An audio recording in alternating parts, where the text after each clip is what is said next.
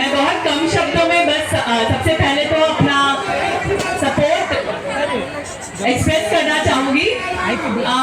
पहली बात तो जो मांग रखी है कि एफआईआर फाइल किया जाए। मैं एक वकील हूँ, बॉम्बे हाई कोर्ट में प्रैक्टिस करती हूँ और people's union for civil liberties की नेशनल सेक्रेटरी हूँ, जो एक नेशन वाइड नेटवर्क है और बहुत क्रिश्चियन ऑर्गेनाइजेशंस के साथ भी हमारा काम रहा है।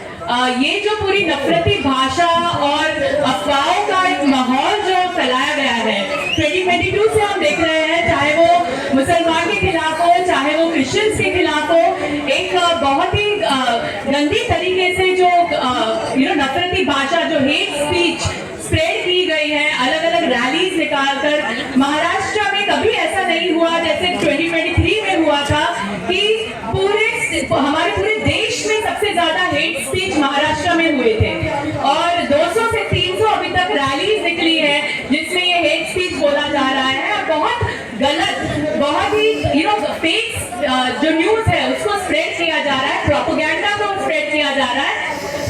कम्युनिटी के अंदर एक दरार डालने के लिए, समाज के बीच में एक दुश्मनी पैदा करने के लिए, एक नफरत का माहौल पैदा करने के लिए। लेकिन एक बात जो है वो नहीं जानते कि महाराष्ट्र में साथ रहने की, एक प्लूरलिज्म की, एक जो सेक्युलरिज्म का जो एक भाव है वो बहुत स्ट्रांग है।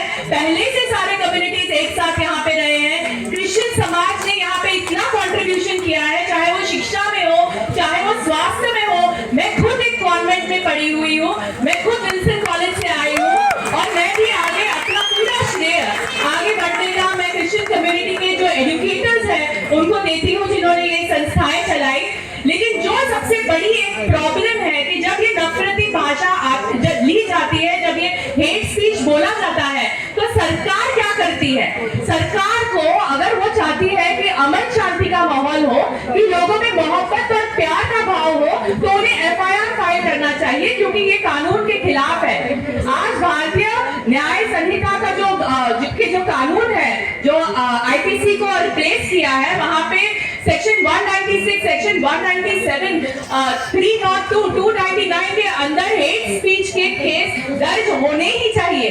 तो अगर किसी ने हेट स्पीच दिया तो स्टेट को रिस्पॉन्सिबिलिटी लेके उनके खिलाफ एफआईआर फाइल करना ही चाहिए। और ये सिर्फ कानून ही नहीं कह रहा, आज सुप्रीम कोर्ट ने भी 23 अप्रैल 2023 को शाहीन अब्दुल्ला के केस में और अश्विनी कुमार के केस में ऑर्डर पास किया है कि पुलिस को खुद अपने आप सुओ मोटो एफआईआर रजिस्टर करना ही होगा हेट स्पीच ऑफेंसेस में, अगर कोई भी कम्युनिटी के खिलाफ हेट स्पीच करे तो। और ये ऑर्डर जो है वो डीजीपी महाराष्ट्र और महाराष्ट्र सरकार के ऊपर लागू है। तो अभी तक हेट स्पीच का एफआईआर क्यों नहीं फाइल हुआ, ये हमें पूछना है। हम यहाँ पे कोई किसी को इंसाइट करने वाली बात नहीं कर रहे, हम कह रहे हैं कि जो लोग इंसाइट कर रहे हैं उनको अरेस्ट किया जाए, उनके ऊपर एफआईआर किया जाए, उनको प्रोसिक्यूट किया जाए। अगर ये नहीं हुआ तो बाकी के लोग भी वही करने लगेंगे, उनको लगेगा कि ये एक्सेप्टेबल है, ये महाराष्ट्र में चलेगा, कोई भी किसी के खिलाफ कोई भी नफरती भाषा करेंगे तो ये चलेगा, ये हम अलाउ नहीं कर सकते।